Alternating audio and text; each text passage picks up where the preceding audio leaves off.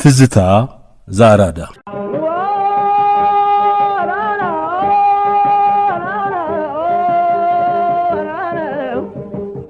ምቾትና ቅንጦት የማይለውጠው ቦምብና መትረየስ የማይበግረው የኢትዮጵያ ጀግና ይኑሮ ሰፊው ባሳየው ጀግንነት ባድዋን በማይጨው ትምህርት ይሆን ነበር ለሰማም ላየው ወረገዳይ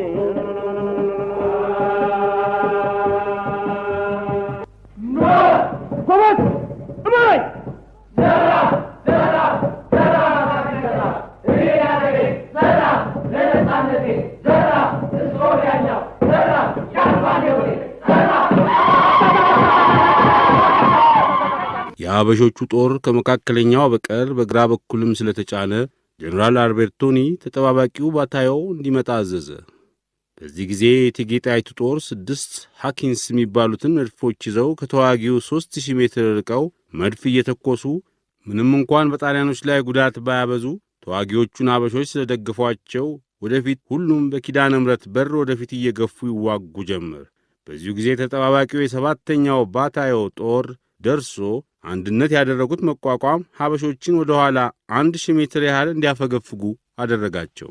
በዚህ አይነት ተዋጊው የጦር ሰራዊት ወደፊት ለመግፋት እንዳመነታ ባየ ጊዜ ቀይ ልብስ የለበሰው ፊታውራሪ ገበየሁ ወደ ሰዎቹ ፊቱን አዙሮ የአምባላጌው አሸናፊ ፊታውራሪ ገበየሁ በምን አኳኋን እንደሞተ ወደ ሸዋ በሕይወት የሚመለሱት ይናገሩ ብሎ ተናግሮ እንዳንበሳ ተወርውሮ ወደ ኢጣሊያኖቹ መስመር ገብቶ ሲዋጋ በ3 ሰዓት ላይ በመትረየስ ተመትቶ ኪዳነ ምሕረት እበሩ ላይ ወደቀ ይላል ኢጣሊያዊ ጸሐፊ ኮንቲ ሮሲኒ በመጽሐፉ። የጦር አበጋዙ ፊታውራሪ ገበየሁ በጀግንነት ሲዋጉ በመትረየስ ተመትተው አድዋ ኪዳነ ምሕረት በር ላይ የወደቁት የካቲት 23 1888 ዓመተ ምህረት 3 ሰዓት ላይ ነበር። በፈረስ ስማቸው አባ ጎራ ተብለው የሚጠሩት ፊታውራሪ ገበየሁ ሸዋ ውስጥ እንደተወለዱ ከሚጠቀስ በቀር የትና መቼ እንደተወለዱና ስለ ወላጆቻቸውም የተጻፈ መረጃ አላገኘንም። ፊታውራሪ ገበየሁ የአድዋ ጊዜ የጦር አበጋዝ ነበሩ። የጦርነቱ ክተት አዋጅ ከታወጀ በኋላ አጼ ምኒልክ በጥቅምት 2 ቀን 1888 ዓመተ ምህረት ከአዲስ አበባ ተነስተው በጥቅምት 18 ቀን ወረኢሉ ከተማ እንደገቡ ራስ ሚካኤልን፣ ራስ ወሌን፣ ራስ መንገሻ አቲከምን፣ ራስ መኮንንን፣ ራስ አሉላን፣ ዋክሹም ጓንጉልን፣ ደጃች ወልዴን፣ ፊታውራሪ ገበየሁን፣ ፊታውራሪ ተክሌን፣ ሊቀ መኳስ አድነውን፣ ቀኛዝማች ታፈሰን ቀድማችሁ ወደ አላጌ ዝመቱ፣ የሚቀላችሁ እንደሆነ ውጉት፣ የሚከብዳችሁ እንደሆነ ወደ ሌላ ኩብኝ ብለው እንደላኩባቸው ጸሐፌ ትእዛዝ ገብረስላሴ ጽፈዋል።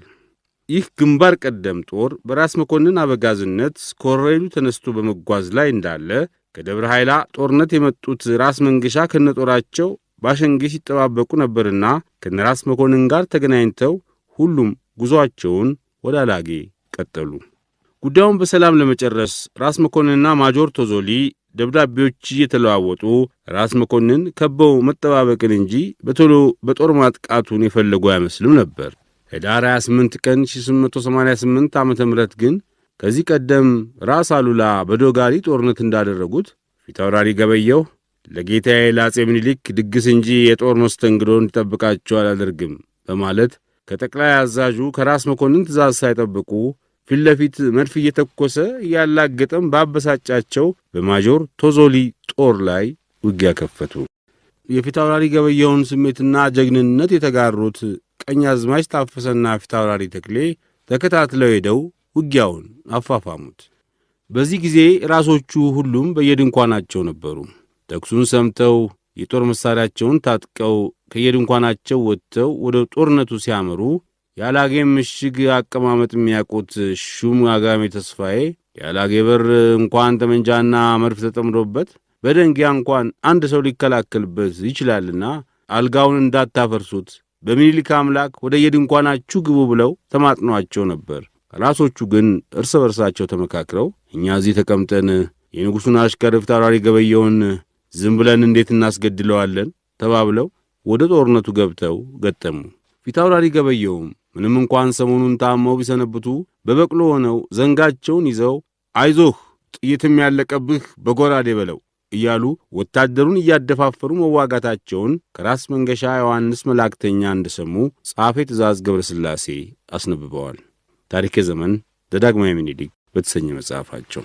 በዚህ ፊታውራሪ ገበየው በከፈቱት ጦርነት ራሶቹ ደርሰው በቀኝ በኩል የራስ ወሌ ጦር፣ በመካከል የራስ መኮንንና የራስ ሚካኤል ጦር፣ በስተጀርባ የራስ መንገሻና የራስ አሉላ ጦር ሆነው ገጠሙ። ዋና አዝማቹ ማጆር ቶዞሊ ወዲያና ወዲህ ያለ ጦሩን ሲያዋጋ በያለበት ያለው ጦሩ የመከበብ አደጋ እንደገጠመው ተረዳ። የጦሩን ግንባር ለማጥበብና ኃይሉን ለመሰብሰብና ለመዋጋት ከሞከረ በኋላ የሁሉም መዳከም ስለተቃረበ ተጠባባቂውን ጦር እንዲዋጋ አዘዘ። ውጊያው ጠዋት የጀመረ 6 ሰዓት ድረስ ቀጥሎ የኢጣሊያ ጦር ሽሽት ጀመረ። ማጆር ቶዞሊም ፊቱን በሐዘንና በንዴት እንዳጨማደደ አዙሮ ወደ ኋላ ሲወርድ የራስ አሉላ ሰዎች ዞረው እንደያዙበት ተመለከተ። በዚያን ጊዜ ያደረጉትን ያድርጉኝ ብሎ ፊቱን ወደ ጠላቶቹ ሲመልስ ወዲያው ከደረቱ ላይ ተመትቶ ወደቀ።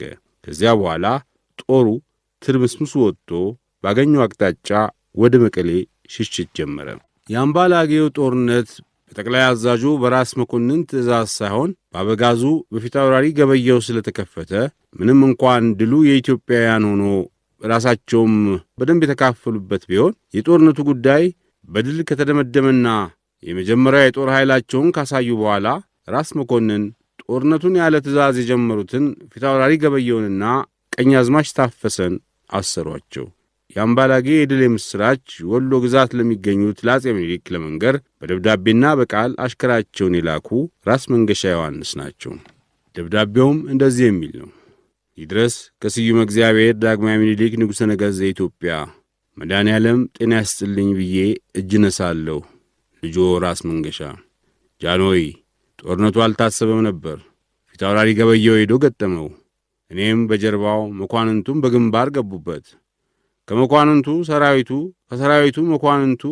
እንደዚህ ያለ ተዋጊ ታይቶ ተሰምቶ አይታወቅም። ይህ ሁሉ የሆነ በምኒልክ ሀብት ነው። ፈረንጅ እንኳን መድፍና ወጨፎ ይዞ የአላጌ አምባ ሲሰበር ከጥንት አባቶቻችን በደንጊያ ይመለስ ነበረ። ከዚህ በፊት ተደርጎም አይታወቅ፣ ዛሬ በምኒልክ ሀብት ተደረገ። እንግዲህም የምኒልክ ሀብት ይጠብቀናል። ታኅሳስ 4 1888 ተጻፈ። ይህ መልእክት ለአጼ ምኒልክ እንደደረሰ መልእክተኛውን ሸልመው እኔም መጣሁ እግዚአብሔርም ቀኙን ለኛ አድርገው ብለው መልሰው ሰደዱት። በዚያን ሰሞን ልጅም አዋቂውም ገበየሁ ገበየሁ እያለ እንዳነሳው ጎበዛየሁ የሚል ስያሜም እንደወጣለት ጸሐፌ ትእዛዝ ገብረ ሥላሴ ጽፈዋል። ጎበዛየሁ በጊዜው የነበረ ጠመንጃ ስም ነበር። ከነፍጥ ጎበዛየሁ፣ ከአሽከር ገበየሁ ተብሎም ተገጠመ። የአላጌውን ምሽግ በመስበር በኢጣሊያን ላይ ድል ያስገኙትና የመቀሌውን ጦርነት በመካፈል እጃቸው የቆሰለው የጦር አበጋዙ ፊታውራሪ ገበየሁ የአድዋ ዕለት ወደር በሌለው ጀግንነት ተዋግተው ነበር ሕይወታቸውን የሰጡት። በአድዋ ጦርነት ተማርኮ አዲስ አበባ ድረስ መጥቶ የነበረው የኢጣሊያ መኮንን ጆቫኒ ቲዶኒ በጻፈው ማስታወሻ ላይ ይህን አስፍሮ ነበር ይላሉ ተክለ ጻድቅ መኩሪያ። በቢያንኪኒና በማዘቶ በሚመሩት መድፎች እየተመቱ ሀበሾች ወደ ኋላ ሲያፈገፍጉ አይቶ ፈሪ ሁሉ እንዴት ትሸሻላችሁ? እኔ እንዴት እንደምሞት ለንጉሡ ሄዳችሁ ንገሩ ብሎ ፈረሱን ባለንጋ በትር አስነስቶ በግልቢያ በሚዘንበው የመድፍ ጥይት መካከል ገባ። እርሱን ሲያይ ሁሉም እየሮጠ ተከትሎት ገብቶ ከመድፈኞቹ ጋር ተጨፋጭፎና ገድሎ መድፈኞቹም ማረከ። የገበየው ሬሳ ከወደቀበት ቦታ የኛዎቹም የጀግኖች ሬሳ አብሮ በመውደቅ አከበረው ይልና ጆቫኒ ቴዶኒ በዚያን ሰሞን ምርኮኛ በመሆን በንጉሠ ነገሥቱ ሰፈር ሳለ ባይኑ እንዳየው ስለ ገበየው ሰው ሁሉ ያለቅስ እንደነበረ፣ ከዕለታት አንድ ቀን ከሞት የተረፈው በያለቃው ተሰልፎ በንጉሠ ነገሥቱ ፊት ሲያልፍ የፊታውራሪ ገበየሁን የተጫነ በቅሎ የገዛ ወጣት ልጁ ተቀምጦበት ሲያልፍ ምኒልክ አይተው ማልቀሳቸውን ጽፏል። የጦር አበጋዙ ፊታውራሪ ገበየሁ አባ ጎራ የአድዋ ዕለት ለአገራቸው ነጻነት ተጋድለው ሲወድቁ የ28 ዓመት ገደማ ወጣት ነበሩ። የአድዋ ሥላሴን